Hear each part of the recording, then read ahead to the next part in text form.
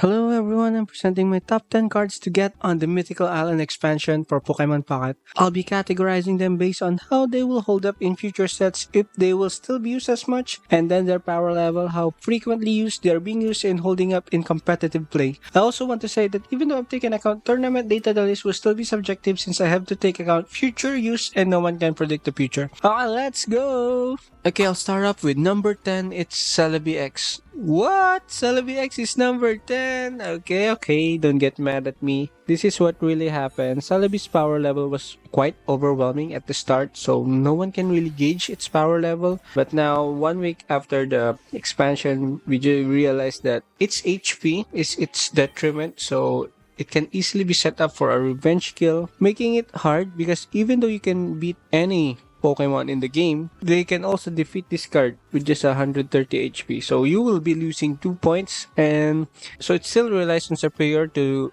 deal considerable damage. That is the problem with the card. And because of its ability to be able to stack as many coins, then you can always deal a lot of damage in the future, which I think is a bit future proof, and the power level is a bit high. You do need 2 copies of this card to make really good use. The list I'm presenting for Celebi is the Executor Celebi. I didn't include Serperior because, spoiler alert, you know what it is. So, yep, this is the Celebi. So now we get number 9 is Vaporeon, and its ability to gain energy will always be beneficial if we have played card games before. The ability to gain energy is always a good thing, and that will translate for future use and future sets. It will make high water energy setups much more manageable. Gyarados doesn't use this card just because they just all in on putting Gyarados as a finisher for the late game, so they don't really put a tank anymore. So they use Druddigon, so this will mostly be used on a pure water builds like for Starmie, and then you retreat it.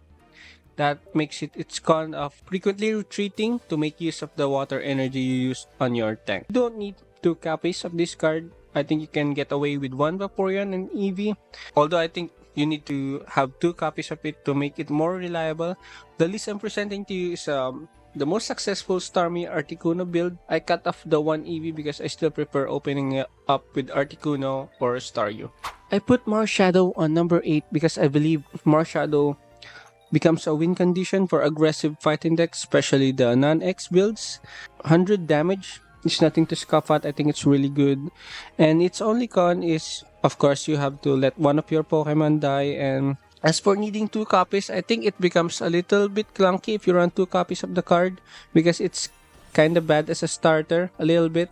So you can get away with just running 1 copy of this card. And the list I'm presenting to you is the best fighting this, the Golem Marshadow Hitmonlee to fight the Gyarados to kill the Magikarps. And yeah, this is the most successful fighting list, and that's it for number 8. Okay, for number 7, we have Gyarados. I know you're not surprised if you if you saw my teaser. You might be asking, why did this guy put Gyarados at number 7? As for people who already played card games before, we all know that stat sticks just get power creep over time, so a stat stick like Gyarados will definitely be power creep in the future. I could be generous and giving it a 2-star on future proof, but its power level is really high at the moment that it's worth getting the card right now. And even just 1 copy, I think you can get away with running 1 copy if you're running the Chatot build. So even though if I'm showing the most successful Gyarados list at the moment, I'll be showing a Gyarados build that might be more consistent. So that's a little spoiler for what's coming next. You might have an idea. It's high HP and high damage, making it a really good card. And the only con is its prerequisite of Magikarp, which has a very low HP and being targeted by bench snipers. And as for number 6 is Mythical Slab, is one of the best cards in the expansion. It basically makes psychic decks really consistent to be able to get whatever they want, and definitely much more useful in stage evolutions like Gardevoir. That's why it's a 2-off in every Mewtwo deck at the moment to evolve Gardevoir and to get the Mewtwo's as fast as possible. There's really not much downside, like what I mentioned here, unless you're discarding a much more important card that you really need at the time, like Giovanni or Sabrina and such. And so it is definitely a future-proof 5-star. Power level is 3-star. I know it can be bumped into 4-star, but since it's only psychic, I'll be taking it down a notch. 2 copies of this card because it makes the deck consistent.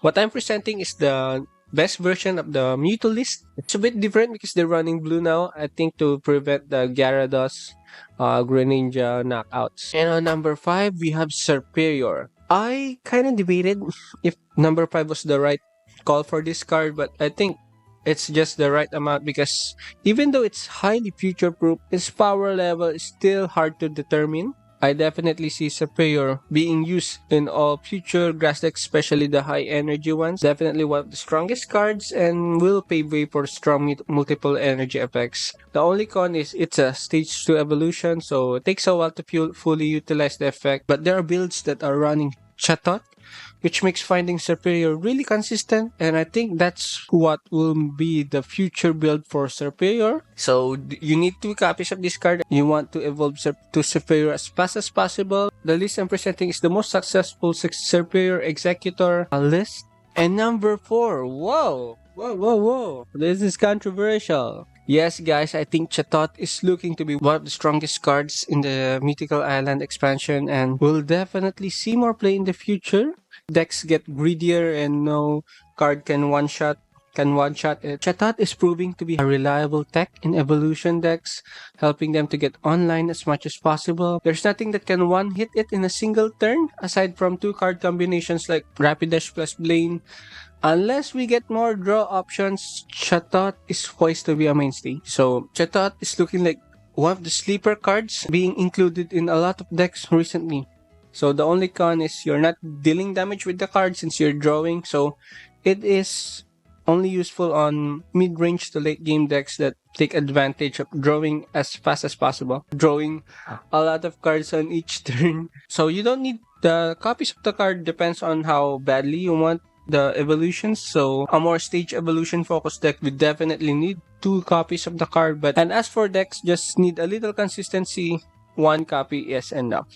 The list I'm presenting to you is one of the most rising decks that are running Chatot. So the new Gyarados Chatot decks will see play on the ladder rather than in tournaments, because in tournaments Pikachu is wreaking havoc and Druddigon is your only savior. If you cut up Druddigon for Chatot, you will be rushed down by Pikachu. So, but in ladder where your opponents are different, are much more in variety, this will be a better list. So the game plan of the deck is to just keep drawing while discarding your fossil. So you will always draw a different card, evolve finding Magikarp and Gyarados faster, finding Misty faster, so you always have the potential to gain energy as fast as you can and let out Gyarados right away.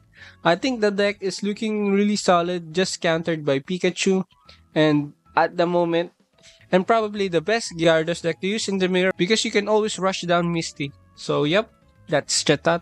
And then we have number 3 is Leaf.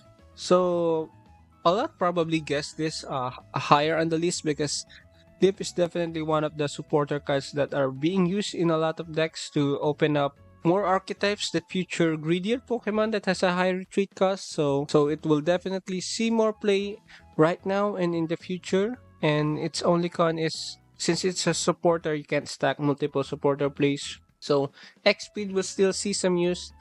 For being future-proof, this is definitely 5-star and the power level of 4-star. How many copies you will need of this card is depending on how greedy your deck is on its retreat cost. So definitely not a 2 copies card. And then we have Druddigon.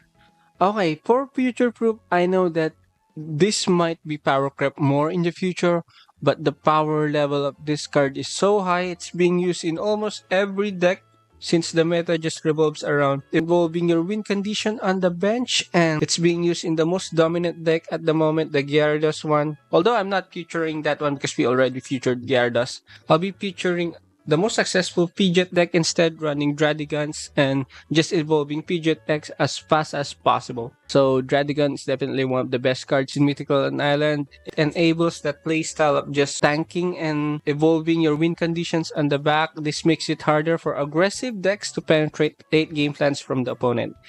And the only con is you aren't attacking with this card because of its multiple energy.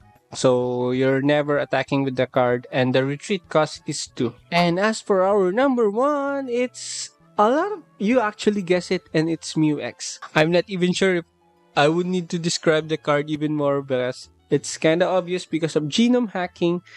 Any future Pokemon that will come that has a good attack, Mew X can just copy it. So this makes it highly future proof, 5 stars, and the power level is really good. And the fact that genome hacking is also colorless energy, it is usable in any deck, making it a good tech, and that's why I'm making this the best card to get in the Mythical Island expansion. Hence, that's why it's in the pack, guys.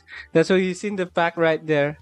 And there's not much weakness aside from not being able to use it efficiently if the opponent's attack is weak. It's an X Pokemon, so it gives 2 points when it's defeated. You can get away with just having 1. The option of having 2 and the new card also, the Budding Expeditioner, so that can be a good engine to run. The deck list I'm presenting has good stats on tournament runs. It's just a stockpile of good cards such as Tauros, Mew X, Druddigon, Greninja, which are all win conditions on their own, so they kind of make up the deck. I'm guessing you're only using water energy, but you can use a bit of psychic as well if you want to activate Psyshot. So yeah, I think if I will play this deck, I will use a bit of psychic and water. And then some good supporter cards. That's your deck, and that's your number 1 Mew X. That's my top 10, guys. So what's your top 10? And as for someone who is closest to my list, I will write a deck guide for you, and I hope I can do it.